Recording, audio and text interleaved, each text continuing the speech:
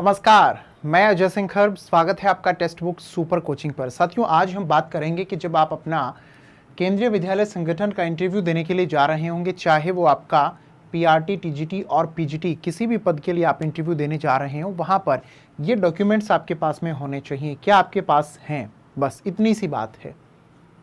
तो वो डॉक्यूमेंट्स कौन से हैं जो आपके पास होना बहुत ज़्यादा ज़रूरी हैं, और अगर इन डॉक्यूमेंट्स के बिना आप इंटरव्यू देने जा रहे हैं तो आप लोगों को, आप सभी मेरे प्यारे साथियों को ऐसा हो सकता है कि किसी तरीके की कोई परेशानी आ जाए। तो ये सभी डॉक्यूमेंट्स आपके पास पहले से होने चाहिए। तो चलिए शुरुआत करते हैं और जानते हैं वो कौन से डॉक्यूमेंट्स हैं जो आपके पास होने बहुत ज़्यादा ज़रूरी हैं। आप सबके साथ में यहाँ पर लाइव क्लास जो है बेटा वो सुबह 7 बजे से शुरू होती हैं, और सुबह 7 बजे से शुरू होकर के फिर रात 9 बजे तक आपके साथ पूरा दिन यहाँ पर लाइव क्लासेस हमारी चलती रहती हैं। तो किसी भी सब्जेक्ट से रिलेटेड कोई भी टॉपिक अगर आप पढ़ना चाहते हैं तो यहाँ सुपर कोचिंग के जो ये आप सभी प्यारे साथियों के प्यारे प्यारे शिक्षक हैं, इन सब की सारी क्लास आप ज्वाइन किया कीजिए। कोई भी ऐसा सब्जेक्ट नहीं है आपका जिसकी यहाँ पर क्लास ना होती हो, हर एक सब्जेक्ट की क्लास होती है।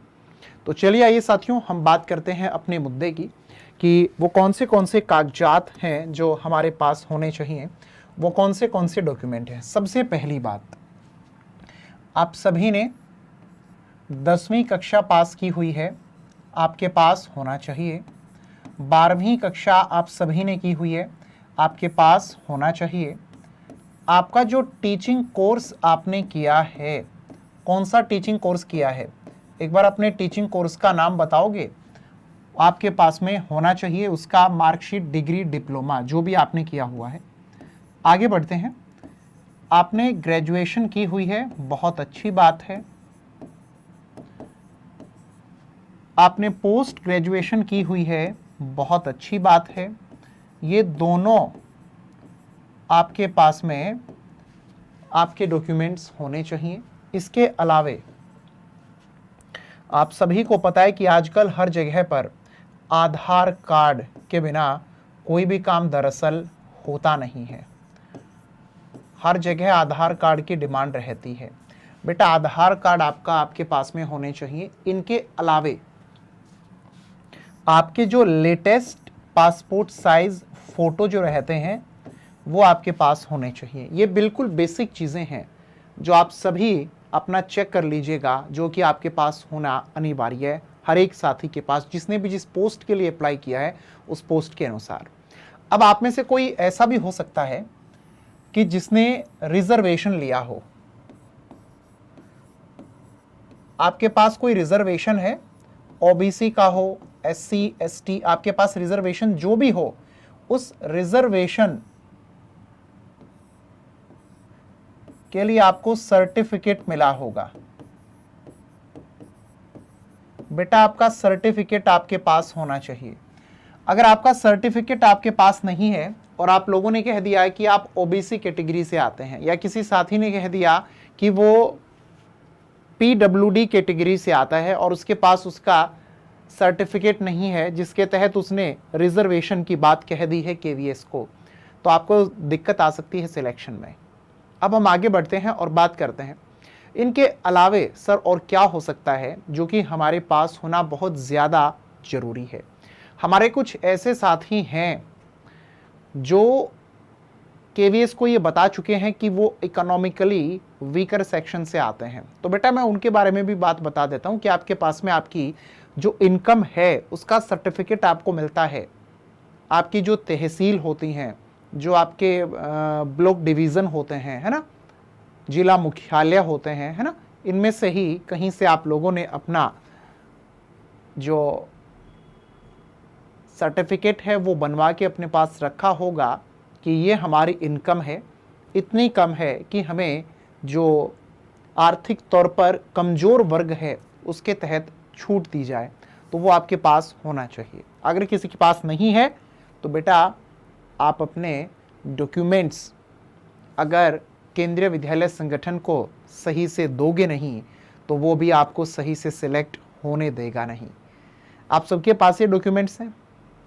अब आगे बढ़ते हैं और बात करते हैं, बहुत इंपॉर्टेंट बात बताने जा रहा हूं। ये जितने भी आपके डॉक्यूमेंट हैं, जितने भी आपके ये कागज़ हैं, नहीं मेरे प्यारे साथियों, आपकी ज़िंदगी भर की कमाई है। ये किसी के लिए भले ही ज़िंदगी में एक कागज का टुकड़ा हो सकता है, लेकिन आपके लिए आपकी ज़िंदगी की कमाई है। अभी तक आपने अपनी ज़िंदगी में कमाया क्या है? आपने सिर्फ यही कमाया है जो आपके सामने हमने लिखा हुआ है। आपकी 25-30 साल की जो ये कमाई है बेटा, इस कमाई की बात अब हम कर लेते हैं। जैसे कि आपने अपना टीचिंग कोर्स किया, और आपने अपना टीचिंग कोर्स अगर किसी ऐसे कॉलेज से किया हुआ है कि वो कॉलेज मान्यता प्राप्त नहीं है, एकदम बेसिक तरीके से बताऊंगा, एकदम आसान तरीके से, एकदम सरल शब्दों का इस्तेमाल करते हुए, तो आप लोगों का सिलेक्शन जो है वो नहीं होगा, रुकावट आ सकती है। यूजीसी की ओर से हर बार एक लिस्ट जारी की जाती है फेक यूनिवर्सिटीज़ की।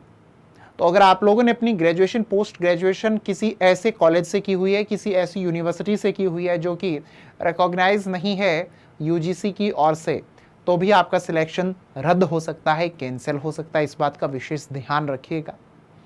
तो यानी कि आपके पास आपके जितनी भी ये पूरी ज़िंदगी की कमाई है, ये जितने भी आपके डॉक्यूमेंट्स हैं, जितने भी आपके कागजात हैं जो अभी तक आपने कमाए हैं, हासिल किए अपनी मेहनत करके अपनी ज़िंदगी में, ये फेक नहीं होने चाहिए, ये ओरिजिनल होने चाहिए। तो इनको एक बार जांच लो, इनको एक बार चेक कर लो, ध्यान से पढ़ लो, सब एकदम इसमें सही है या नहीं है, कहीं पर कोई गड़बड़ तो नहीं है। और अगर किसी साथी के साथ ऐसा है कि उसके किसी कागज में कहीं पर कोई एरर है, किसी भी डिग्री, डिप्लोमा, सर्टिफिकेट, मार्कशीट में कहीं पर कोई एरर है, तो बेटा दिक्कत आ सकती है। उस दिक्कत को अभी ठीक करवा लीजिए उस डिपार्टमेंट से। अब बात करते हैं, अगर सही नहीं होता है तो क्या करना है। तो एफिडेविट आप लोगों को बनवा लेना है। वो हमारे साथी जिन्होंने सीटेट की परीक्षा अपनी पास की हुई है, वही प्राइमरी टीचर के लिए और टीजीटी के लिए अप्लाई किए हैं, तो आप सबके पास आपका सीटेट पास का सर्टिफिकेट होना जरूर चाहिए। अब ये सब कुछ आपने अपना तैयार कर लिया है, सारे डॉक्यूमेंट्स आपके पास में हैं और सब कुछ ओरिजिनल है। तो जब आप इंटरव्यू देने के लिए जाएंगे उससे पहले केवीएस आपको अपनी ओर से एक डॉक्यूमेंट्स की लिस्ट जारी करेगा और कहेगा कि डॉक्यूमेंट्स भर के लेकर के आइए हमारे पास में। तो वो डॉक्यूमेंट्स कौन से हैं, आइए एक बार हम सभी देख लेते हैं। अब केंद्रीय विद्यालय आप सबको कहता है कि आपके पास ये सारे डॉक्यूमेंट्स होने चाहिए। सबसे पहले केवीएस कह रहा है कि ओबीसी सर्टिफिकेट फॉर्मेट जो आपका है, आप अपना उसको निकाल लीजिए। ओबीसी आपका बना हुआ है, अपना ओबीसी का सर्टिफिकेट निकालिए। ये आपको ओबीसी सर्टिफिकेट का फॉर्मेट यहां पर दिया जाएगा, इसको भरिए देख करके वहीं से जो आप लोगों ने अपना सर्टिफिकेट बनवा करके रखा हुआ है। जब आप इसको भर लेंगे तो उसके बाद में अगला आप लोगों को यहां पर डॉक्यूमेंट दिया जाएगा मेरे प्यारे साथियों, प्रेस्क्राइब्ड परफॉर्मा। इसको ध्यान से भरिएगा, परफॉर्मा नंबर 1। जब आप इसको भी भर चुके होंगे तो इंटरव्यू में जाने से पहले आप सबों को, जिस भी साथी ने अपनी इनकम दिखाई है कि बहुत ज़्यादा नहीं है, हम तो आर्थिक तौर पर कमज़ोर वर्ग से आते हैं, तो उनको ये परफॉर्मा जो बेटा जो दिया गया है वो भर के लेकर के जाना होगा। Income and asset certificate to be produced by economically weaker section. आप सभी में से ऐसा कौन है जिसने ईडब्ल्यूएस कैटेगरी में अपना फॉर्म भरा हुआ है? ईडब्ल्यूएस कैटेगरी वाले एक बार हाथ उठाइए। सर्टिफिकेट बनवा रखा है? नहीं बनवा रखा तो बेटा दिक्कत आ सकती है। यह आप लोगों को भरना पड़ेगा जब आप अपना इंटरव्यू देने के लिए जाएंगे। आप जब अपना इंटरव्यू देने के लिए जाएंगे वहां पर ये जितने भी डॉक्यूमेंट्स मैं आपको दिखा रहा हूं आपको भरने पड़ेंगे। ये आपको अपने साथ में लेकर के जाने हैं और वहां पर उनको देने हैं। लीजिए, हमने भर लिए हैं, ये हैं हमारे सारे के सारे कागजात।